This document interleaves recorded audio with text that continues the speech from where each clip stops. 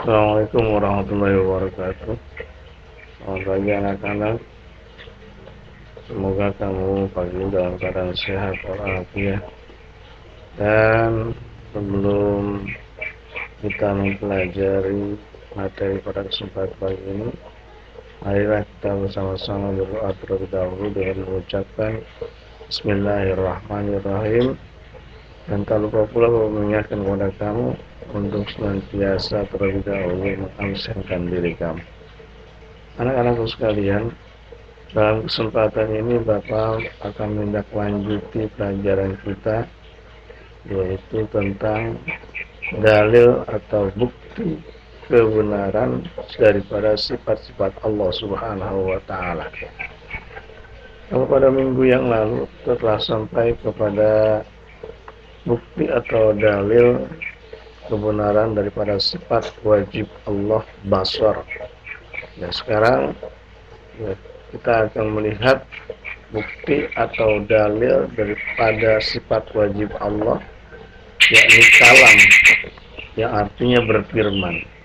Firman Allah Subhanahu wa Ta'ala tanpa suara dan kata-kata, tidak sama seperti perkataan manusia yang terdiri dari suara dan susunan kata-kata. Mustahil daripada sifat wajib Allah kalam, yakni bukmun, artinya bisu. Nah, dalil akli kalam berarti Allah Subhanahu wa Ta'ala berbicara melalui firman-Nya yang berupa wahyu. Nah, sedangkan dalil nakliknya Allah Subhanahu wa Ta'ala berfirman, wa kallamallahu Musa taklima, yang artinya dan Allah telah berbicara kepada Musa dengan langsung. Al-Quran surat An-Nisa ayat 194. Dari sifat yang 13 itu, para ulama menambahkan 7 sifat yang merupakan penguat dari 7 sifat yang terakhir, ya, qudrat, iradat, ilmu, hayat, sama, basar, dan kalam. Sehingga sifat-sifat Allah yang wajib dan mustahil menjadi 20 sifat. Sifat-sifat itu adalah sebagai berikut, yaitu yang sifat yang 7 itu. Ya, bukti dalilnya, bukti dalil akli dan nakliknya sama dengan yaitu bukti dalil yang 7 sebelumnya, yaitu qudrat, iradat, ilmu, hayat, sama, basar, dan kalam. 14, ya 15, 16, 17, 18 kamu perhatikan, ya 9 kamu perhatikan, 19, 20. Ya. Anak-anakku sekalian, selanjutnya bukti kebenaran atau dalil daripada sifat jaiz bagi Allah. Bukti kebenaran atau dari sifat jaiz bagi Allah. Berikut ini kebebasan-kebebasan mutlak yang dimiliki Allah Subhanahu wa Ta'ala. Yang pertama, kebebasan mutlaknya itu kebebasan untuk mencipta atau tidak mencipta sesuatu. Ya, kebebasan untuk mencipta atau tidak mencipta sesuatu. Allah Subhanahu wa Ta'ala berfirman, wa rabbuka yakhluqu ma yasha' wa yakhtaru ma kana lahum khiyara. Subhanallah wa ta'ala amma yusyrikun. Yang artinya, dan Tuhan menciptakan apa yang Dia kehendaki dan melihat dan memilihnya. Sekali-kali tidak ada pilihan bagi mereka. Maha suci Allah Subhanahu wa Ta'ala dan maha tinggi dari apa yang mereka persekutukan dengan Dia. Al-Quran surat Al-Qasas ayat 68. Ayat di atas menjelaskan bahwa apa yang hendak dicipta Allah Subhanahu wa Ta'ala tergantung pada kehendaknya semata. Dia memilih sesuatu sesuai kehendaknya dan tidak ada pihak lain yang dapat mempengaruhi. Makhluk tidak mempunyai wewenang untuk memilih dan tidak dapat menolak kehendak Allah Subhanahu wa Ta'ala. Jika Allah Subhanahu wa Ta'ala menghendaki laki-laki, jadilah laki-laki. Demikian pula sebaliknya, manusia hanya diberi hak untuk memohon kepadanya. Jika Allah Subhanahu wa Ta'ala mengabulkan, jadilah apa yang dikehendaki manusia. Sebaliknya, jika Allah tidak menghendaki, apapun yang diinginkan manusia tidak akan terjadi. Allah Subhanahu wa Ta'ala berfirman dalam surah An-Nur ayat 45, wallahu khalaqa khalaqa kulla dabbatin min ma'in. Wa minhum may yamshi ala batni, wa minhum may yamshi ala rijlain, wa minhum may yamshi ala arba', yakhluqullahu ma yasha, innallaha ala kulli syai'in qadir. Dan Allah telah menciptakan semua jenis hewan dari air. Maka sebagian dari hewan itu ada yang berjalan di atas perutnya, dan sebagian berjalan dengan 2 kaki, sedangkan sebagian yang lain berjalan dengan 4 kaki. Allah menciptakan apa yang dikehendakinya. Sesungguhnya Allah Maha Kuasa atas segala sesuatu. Kebebasan mutlak yang kedua yang ada pada Allah berkaitan dengan sifat jaiz bagi Allah, kebebasan untuk mengatur semua makhluk sesuai yang Dia kehendaki. Nah, kebebasan Allah dalam mengatur semua makhluk ditegaskan dalam firman-Nya yang sekaligus merupakan tuntunan doa bagi kita. Firman Allah Subhanahu wa taala, "Qulillahumma malikal mulki tu'til mulka man tasya wa tanzi'ul mulka mimman tasya wa tu'izzu man tasya wa tuzillu man tasya biyadikal khair innaka ala kulli syai'in qadir." Yang artinya, katakanlah wahai Tuhan yang mempunyai kerajaan, Kau berikan kerajaan kepada orang yang Engkau kehendaki, dan Engkau cabut kerajaan dari orang yang Engkau kehendaki. Engkau memuliakan orang yang Engkau kehendaki, dan Engkau hinakan orang yang Engkau kehendaki. Di tangan Engkau lah segala kebajikan.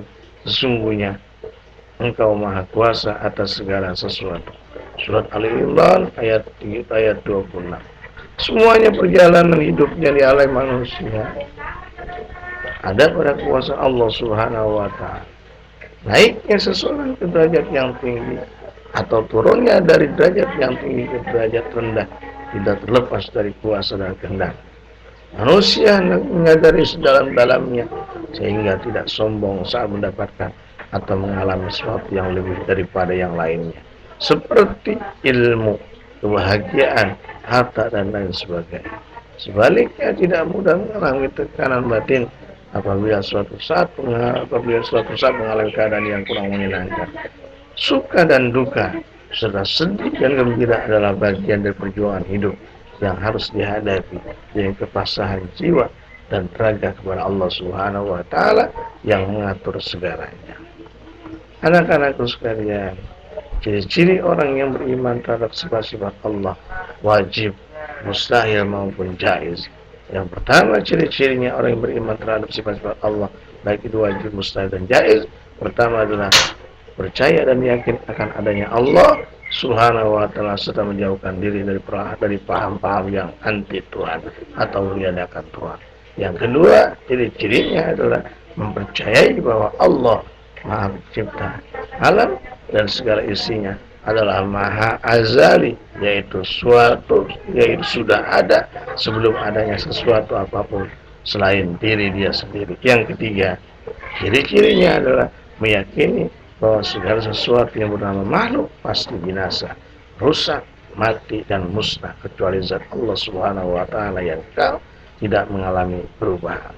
Yang keempat, cirinya orang beriman terhadap sifat-sifat Allah adalah percaya bahwa Allah Subhanahu wa taala sebagai Maha Pencipta pasti berbeda dengan semua makhluk yang diciptakannya.